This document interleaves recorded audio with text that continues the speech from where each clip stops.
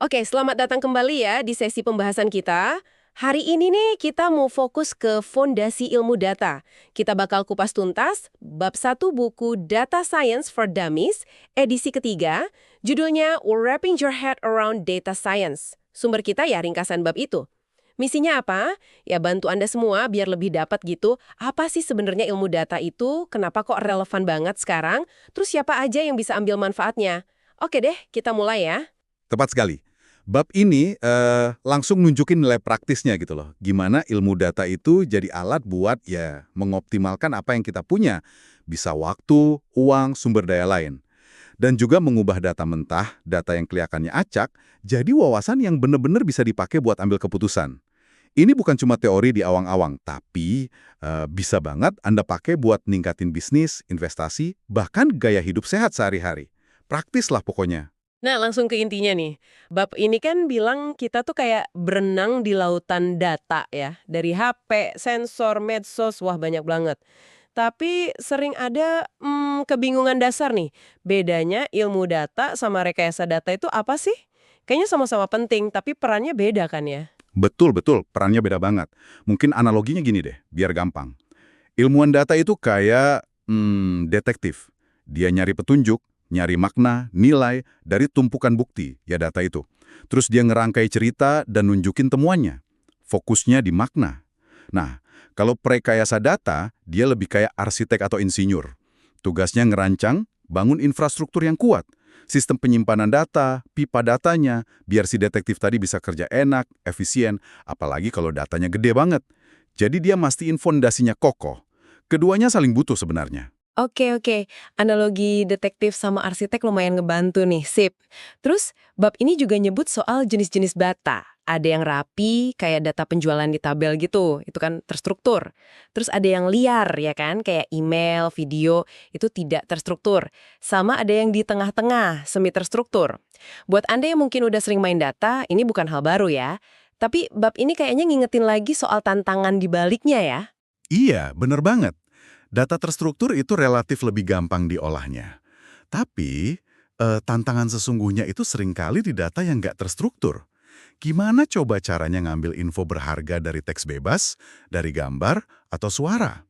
Atau ngurai data semi-terstruktur yang formatnya kadang aneh-aneh? Nah, kemampuan buat ngadepin keragaman data inilah yang jadi inti kerjaan ilmu data. Dan ini penting nih, manfaatnya itu nggak cuma buat perusahaan teknologi gede aja. Nah, justru itu, saya juga nangkep poin itu. Bab ini ngasih contoh penerapannya luas banget.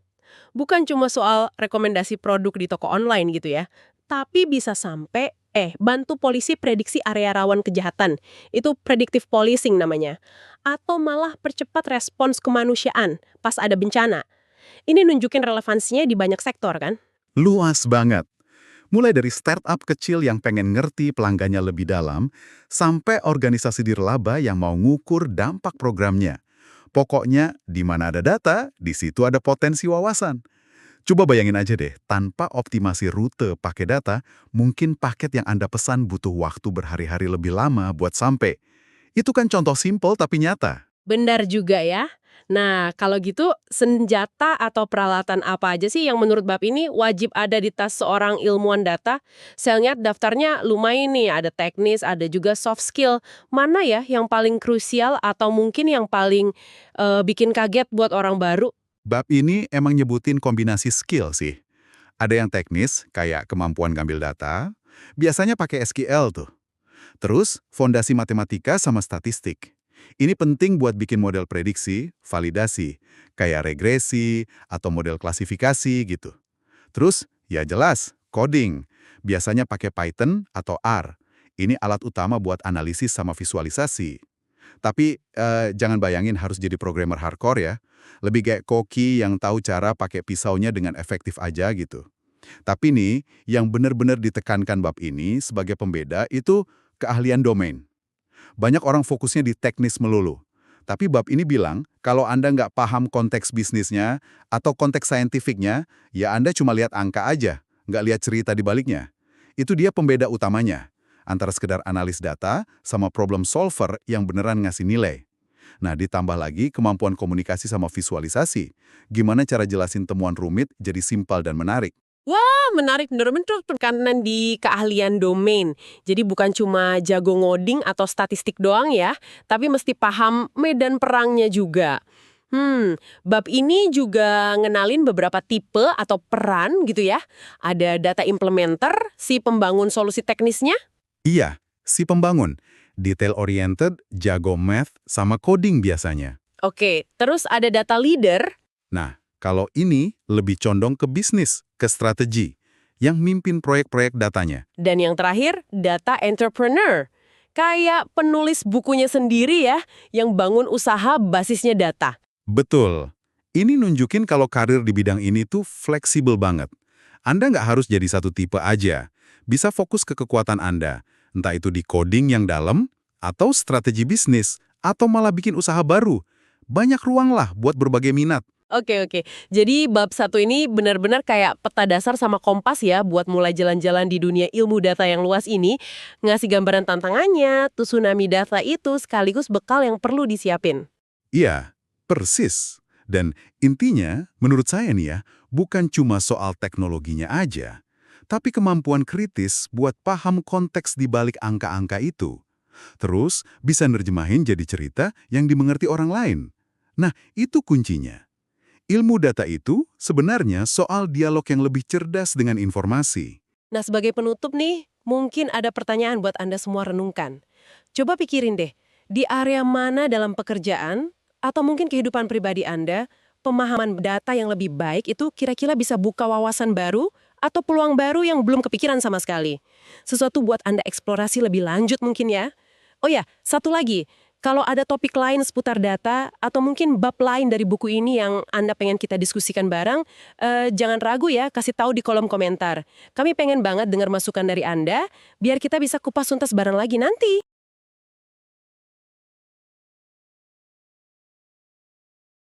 Selamat datang kembali. Kali ini kita mau coba bedah nih materi soal big data. Fokusnya ke peran penting insinyur data sama ilmuwan data ya. Biar Anda semua dapat gambaran gitu gimana sih data segede ini bisa dimanfaatin. Ya entah buat bisnis atau sekedar nurutin rasa penasaran aja. Sumber kita kali ini bab judulnya Esensi Big Data, Peran Insinyur dan Ilmuwan Data. Oke, siap ya? Mari kita bongkar bareng-bareng. Jadi, big data ini sebenarnya apa sih? Kayaknya bukan cuma soal gede aja kan ya? Persis, bukan cuma gede. Ini lebih ke data yang volumenya, kecepatannya, atau mungkin ragamnya tuh udah gimana ya? Udah di luar kapasitas sistem database biasa lah. Ada 4 V yang biasanya jadi ciri khasnya nih. 4V, apa aja tuh? Pertama, volume. Ya ini jelas ya, jumlahnya masif. Minimal kata sumber Anda 1 terabyte. Tapi ya bisa petabyte, bisa lebih gede lagi. Bayangin aja tumpukan datanya setinggi apa. Wow, oke. 1 terabyte itu udah gede banget ya. Terus V kedua? Kedua, velocity. Ini soal kecepatan. Data itu ngalir terus. Cepet banget.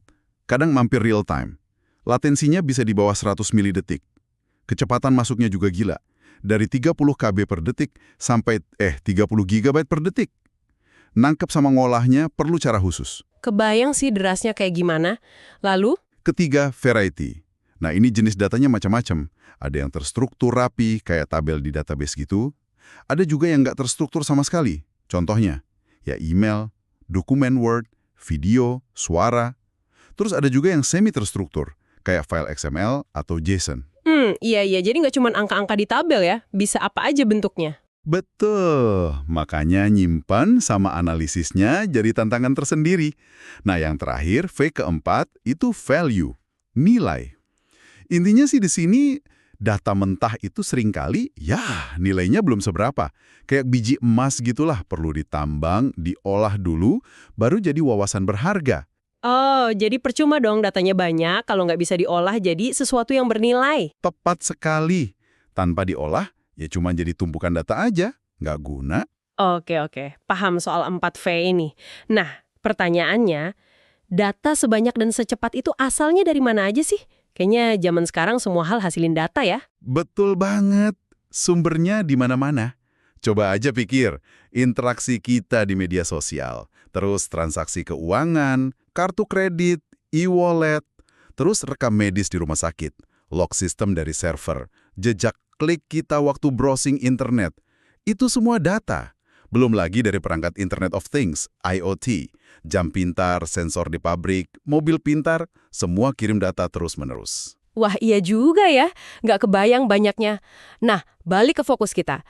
Ada dua peran kunci nih, insinyur data sama ilmuwan data. Bedanya apa sih?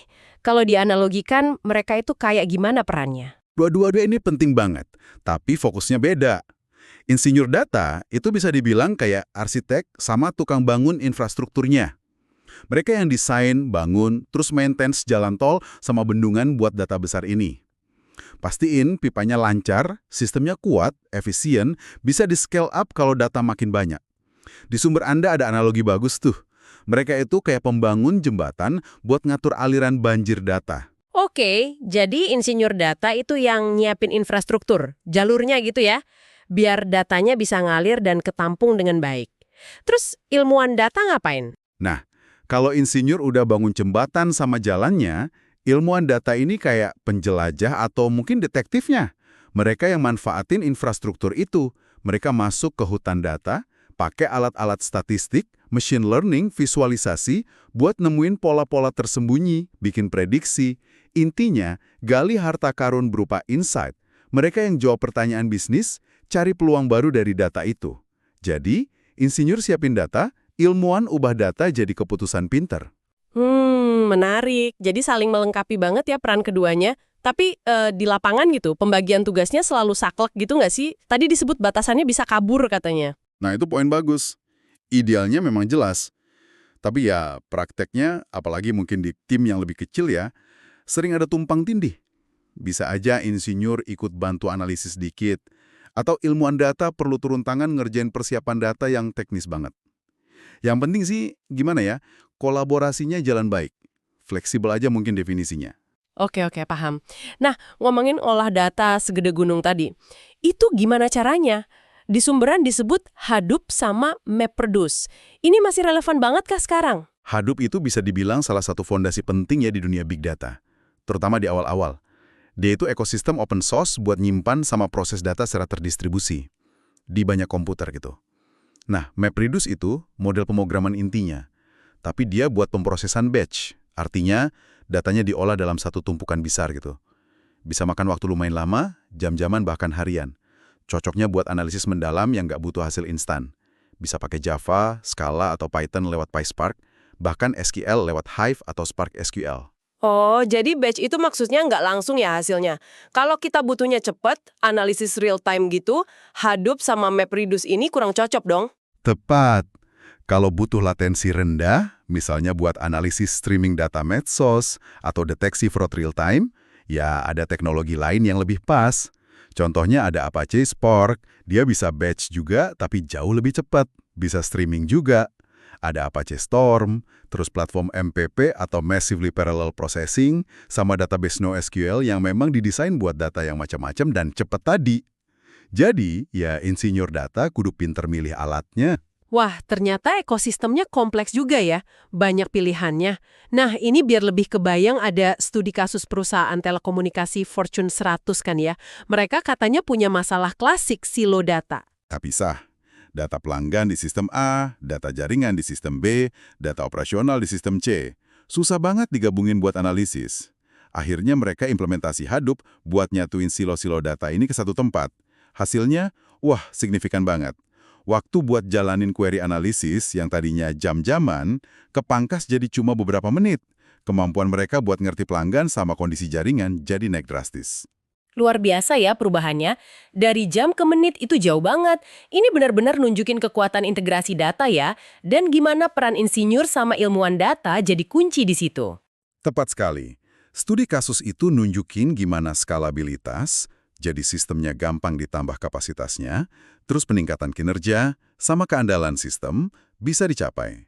Kalau fondasinya kuat, kerjaan insinyur, dan analisisnya tajam, kerjaan ilmuwan, potensi big data buat dorong keputusan strategis sama inovasi itu benar-benar kebuka lebar. Jadi kesimpulannya jelas ya, sinergi antara si arsitek data sama si penjelajah data ini jadi kunci utama buat manfaatin kekuatan big data secara maksimal. Benar. Tapi ya, kalau kita lihat teknologi kan cepat banget berubahnya. Terus tadi disinggung juga soal batas peran yang bisa jadi makin cair. Ini jadi bikin mikir juga sih buat kedepannya. Ah, iya, dinamika peran ini pasti nggak statis ya. Ada pemikiran apa nih? Ini mungkin jadi sesuatu buat Anda renungkan juga ya. Mengingat peran insinyur sama ilmuwan data ini bisa jadi makin nyatu atau malah muncul peran-peran baru yang lebih spesifik lagi.